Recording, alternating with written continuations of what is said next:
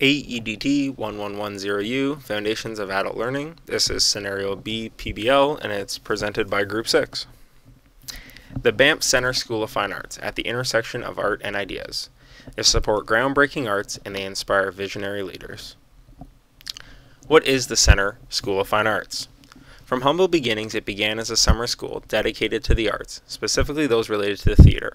It was meant to train teachers and other adults in the community interested in providing leadership and support to the drama and arts programs. Where it started. In 1933, it established its first two-week program of drama as the Banff School of Drama. Soon after, creative writing, playwriting, music was introduced. In the 40s to 50s, applied arts and French emerged, and the first chalet, among two others, were built to support dance. Opera and photography were later introduced, and the first administration building was opened to hold its first conference. From 1960s through to the 1970s, the school changes their name to the Banff Center for Continuing Education in order to recruit nationally. The school was then divided into three areas: the School of Fine Arts, the School of Management, and the Conference Division. And in 1979, the Academy of Chamber of Music was introduced. From the 1980s and through into the 1990s, the Music Theater Studio Ensemble, Electronic and Film Media, Theater Production Internships, and the Banff Publishing Workshop programs were all introduced. They celebrate the 50th anniversary of the Banff Center, and the first International String Quartet competition was held.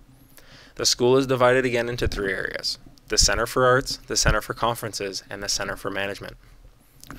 The Mountain Culture program was introduced into the late 1999, and the center was recognized by the National Training Institution.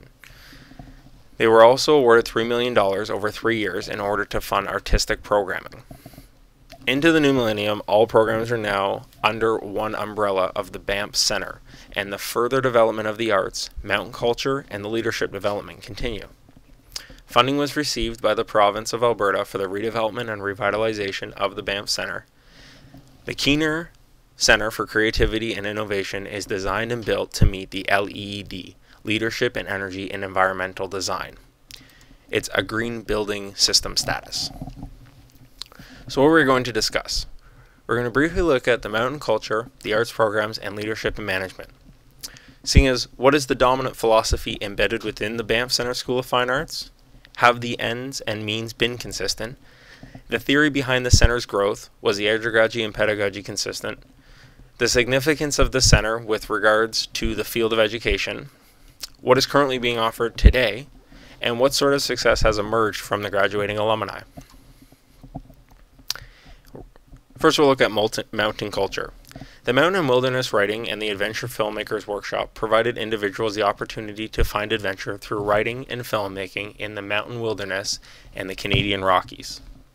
The Banff Mountain Film and Book Festival allowed the individuals who developed their skills in the mountains to bring forth their ideas in filmmaking and writing.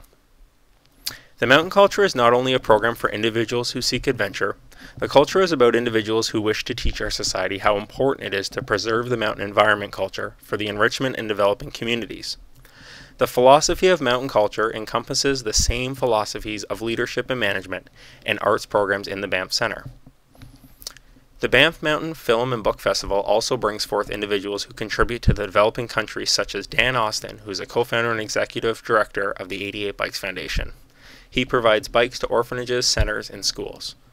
The environmental and community issues in the mountain areas of Alberta and worldwide are researched and discussed through workshops and festivals. Summit of Excellence Award brings forth individuals who make a major contributions to their field within the parameters of mountain life. Leadership and management.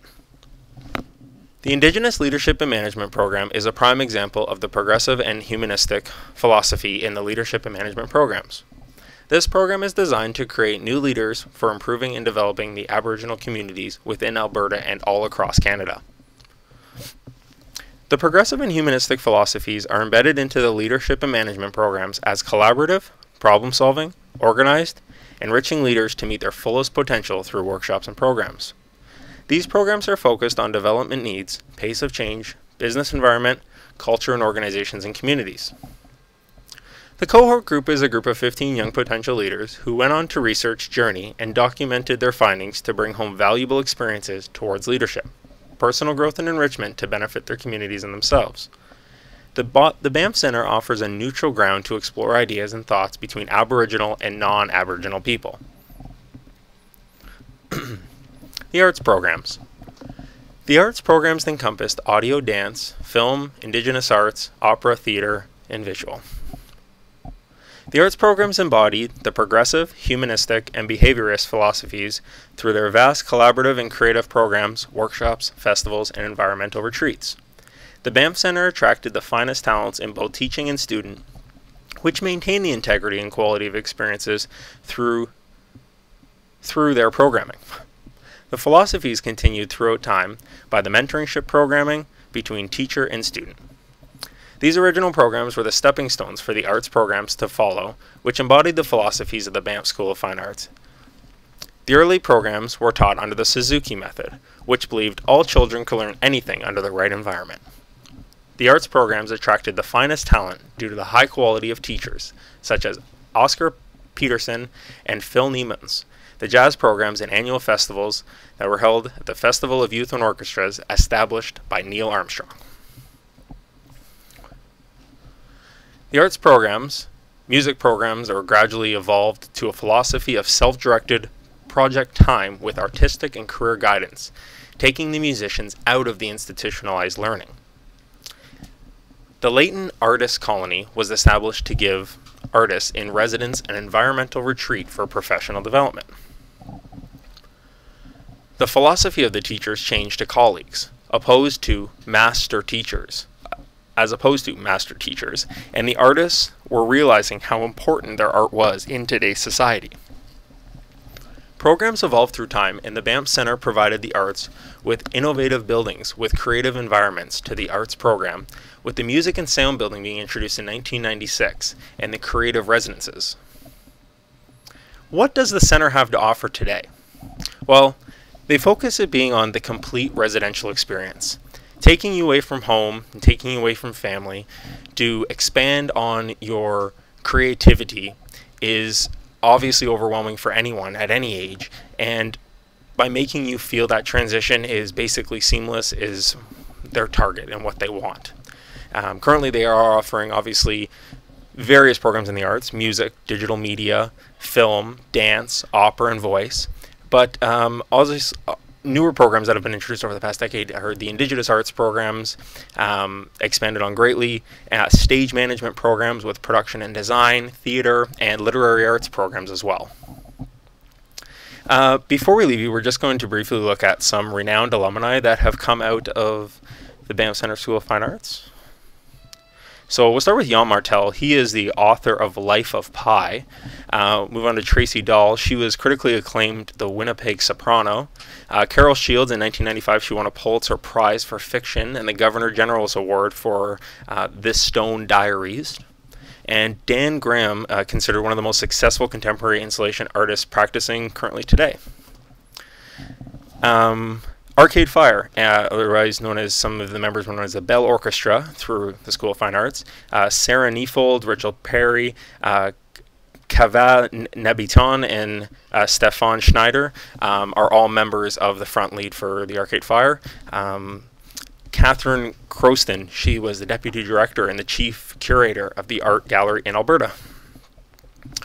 Oscar Peterson was a famous jazz musician who helped set up the Jazz Workshop at the Centre in the 1970s.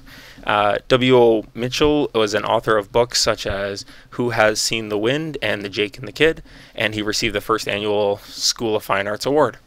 Frank Borg was a writer and executive story editor for the Da Vinci's Inquisit from 1999 to 2002, and Ben Heppner was the international acclaimed operatic tenor. Finally, we'll leave you with Shauna Rolston, who was a renowned cellist and head of the University of Toronto's string department. Sharon Pollock was one of Canada's leading English playwrights, and the St. Lawrence String Quartet was the winner of the 1992 Banff International String Quartet competition. She won a Juno Award and an ensemble in the residence at the Stanford University. And Miriam Toews was the winner of the 2005 Governor General's Award for fiction, the book acclaimed A Complicated Kindness. These are the following references related to our presentation.